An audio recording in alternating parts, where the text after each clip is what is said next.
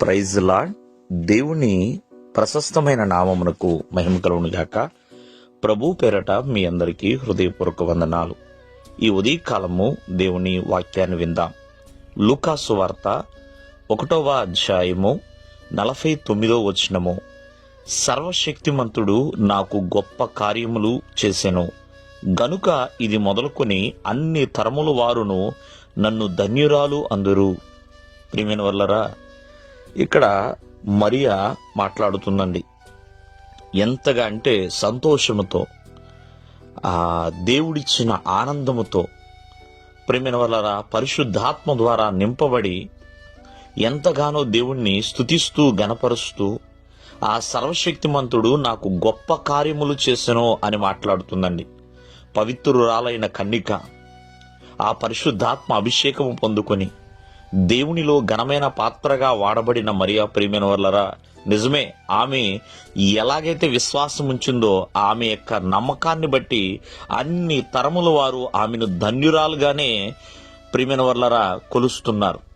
జాగ్రత్తగా ఆలకిస్తే ఈ యొక్క ఘనత ఆమెకి ఎలా కలిగింది అంటే ఆ దేవాది దేవుణ్ణి బట్టేనండి. ఆ దేవాది దేవుడు ఆమెను ఎన్నుకున్నాడు. ఆమె కలిగి ఉన్న పవిత్రమైన జీవితం, నమ్మకమైన జీవితం, విధేయత కలిగిన జీవితం తనని ధన్యురాలిగా మార్చింది.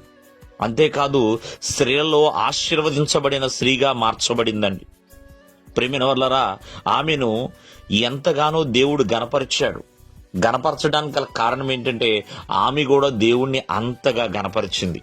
అవమానం వచ్చినా, అపనింద వచ్చినా, ఏది వచ్చినా తను సహించుకుంది. ప్రియమైన వల్లరా, శ్రమలలో, శోధనలలో ఓర్చుకున్నది. కావున ఈ ఉదయకాలమందు దేవుడు మన పట్ల కూడా గొప్ప కార్యములు చేయవాడండి. గొప్ప ఆదరణ మనకిస్తాడు. గొప్ప మేలు ఆయన చేయవాడు. గొప్ప ఆశీర్వాదము ఇవ్వగలిగిన వాడు.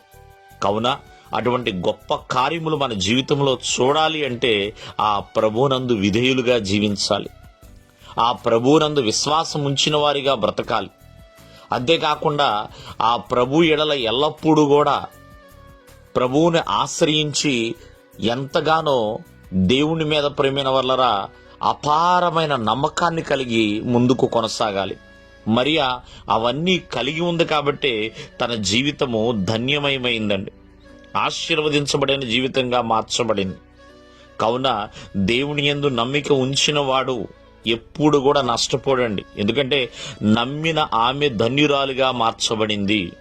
కావున దేవుని యొక్క వాక్యం ఏమైతే మనం వింటున్నామో ఆ మాటల యందు మనం విశ్వాసం ఉంచేవారిగా ఉండాలి. దేవుడు మిమ్మల్ని దీవించునుగాక. ఆమేన్.